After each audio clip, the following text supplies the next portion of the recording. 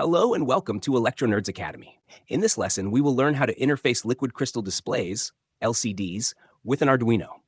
Here is a typical LCD we will be working with, commonly known as a 16 by 2 character LCD.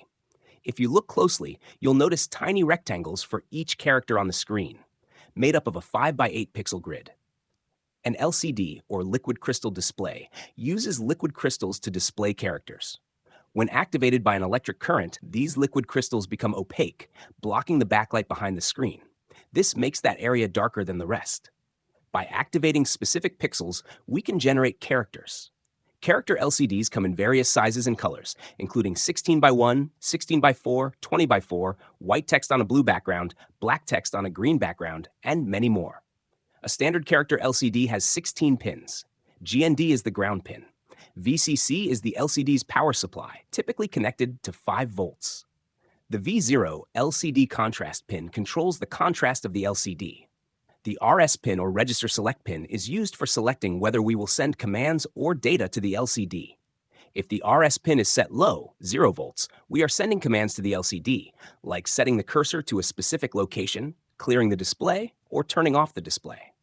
When the RS pin is set high, 5 volts, we are sending data or characters to the LCD. The RW read-write pin allows you to read data from or write data to the LCD. Since the LCD is only used as an output device, this pin is typically held low, forcing the LCD into write mode. The E enable pin is used to enable the display. When this pin is set to low, the LCD ignores activity on the RW, RS, and data bus lines. When it is set to high, the LCD processes the incoming data. The D0, D7 data bus pins carry the 8-bit data we send to the display.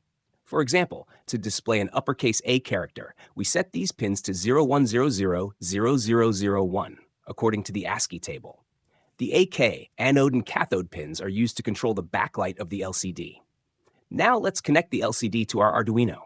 Connect the Arduino's 5 volts and GND pins to the breadboard power rail and plug your LCD into the breadboard. The LCD has 2 separate power connections, one for the LCD, pins 1 and 2, and one for the LCD backlight, pins 15 and 16. Connect LCD pins 1 and 16 to GND and pins 2 and 15 to 5 volts. To control the brightness of the LCD, we will connect a potentiometer. This is necessary to fine-tune the contrast of the display for best visibility.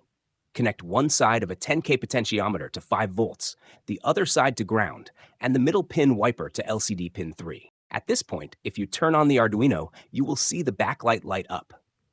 As you turn the potentiometer knob, you will see the first row of rectangles appear. Adjust the potentiometer until you can clearly see all the pixels. Then, measure the voltage that the V0 pin is receiving. Let's say it is receiving 2 volts, which means the LCD is sufficiently bright at 2 volts. Now, we can remove the potentiometer and connect the V0 pin to any PWM pin of the Arduino. We can produce that 2 volts from our Arduino using the analog write function.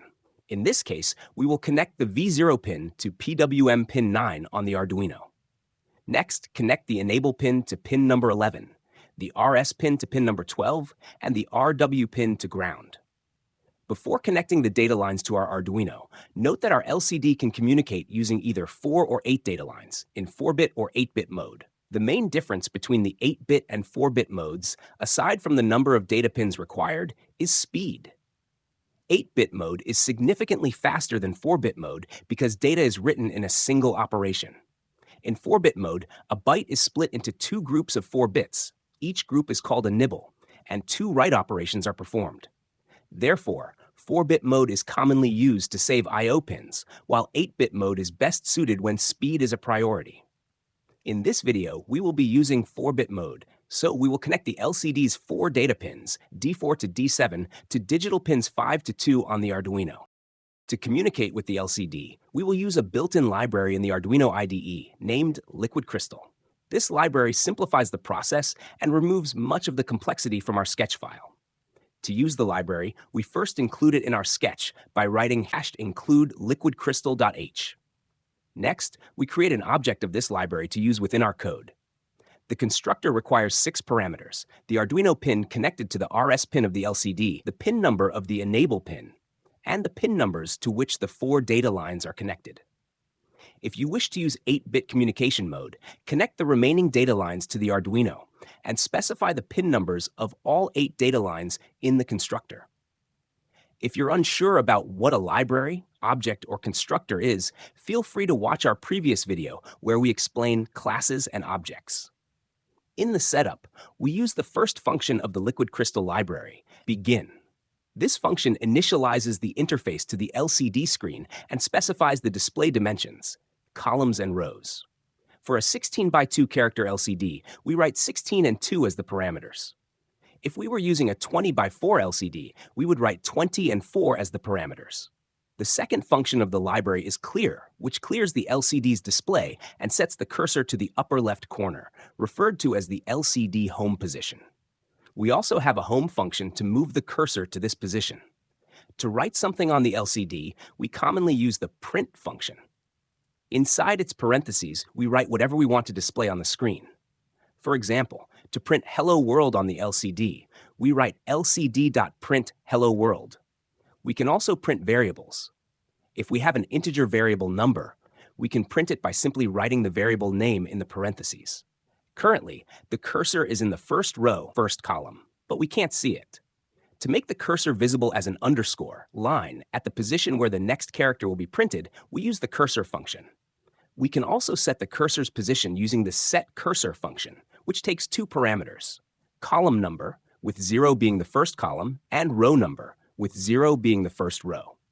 For example, to start printing the text hello from row 1, column 6, we write lcd.setCursor 50, and then use the print function. We can make the cursor disappear using the noCursor function. To add a blinking cursor, we use the blink function, and we can turn it off using the noBlink function. We can also turn off the LCD display completely without losing the text on it using the noDisplay function and restore the display using the display function. Next, let's create some animations using this library. For instance, we want the text LCD tutorial to blink twice on the screen, scroll all the way to the right off the LCD, then scroll all the way to the left, and finally scroll to the center. Here's how we can do it. The initial steps, such as including the library, creating the object, and initializing the display with the begin function remain unchanged.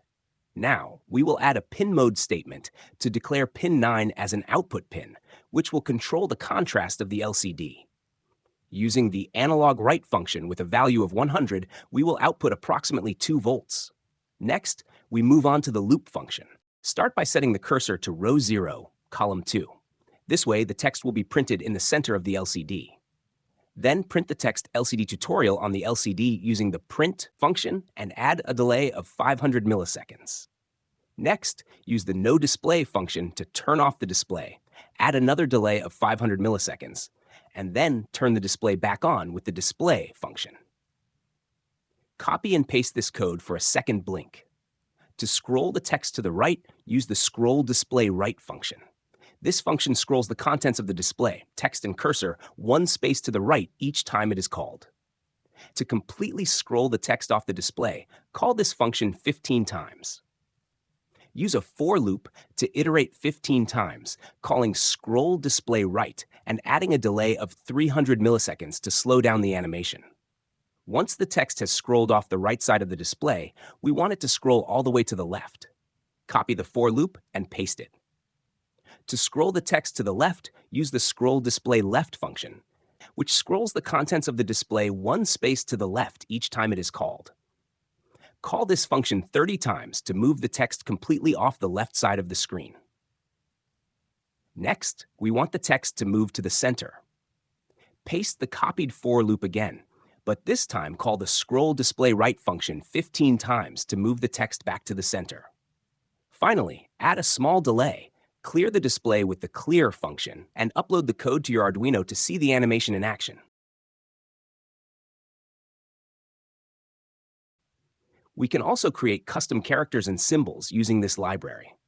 Custom characters are useful when you need to display characters not found in the standard ASCII character set. We can create up to 8 custom characters, each made of a 5 by 8 pixel grid. These characters are numbered 0 to 7. The appearance of each custom character is defined by a char array with 8 elements. Each element is an 8-bit binary number corresponding to one row of the character. The 5 least significant bits of each byte determine the pixels in that row, so we only need to use the last 5 bits. For instance, to create a heart emoji, we define which pixels are on or off with binary digits, 1 or 0. In the setup function, we create the custom character using the createChar function. The first parameter of createChar is a number between 0 and 7, reserving one of the 8 custom character slots. The second parameter is the name of the byte array that defines the character. To print the custom character, we use the lcd.write function. In the parentheses, we provide the number of the custom character we assigned when using createChar. The difference between print and write is that print converts the data into a string format before sending it to the LCD, whereas write sends the raw byte data directly to the LCD, which is useful for displaying custom characters or sending special commands. When compiling the code, you might get an error because the write function expects a byte value as an argument. To fix this, we typecast the integer 0 into a byte by writing byte 0, ensuring it returns the byte equivalent. This typecasting changes the data type of 0 into a byte. Now let's upload this code to our Arduino and observe the character on the LCD display. We can use and print 8 custom characters at a time. So that's all for this video. I hope you have learned something useful. Stay tuned for more upcoming videos, and we will see you next time.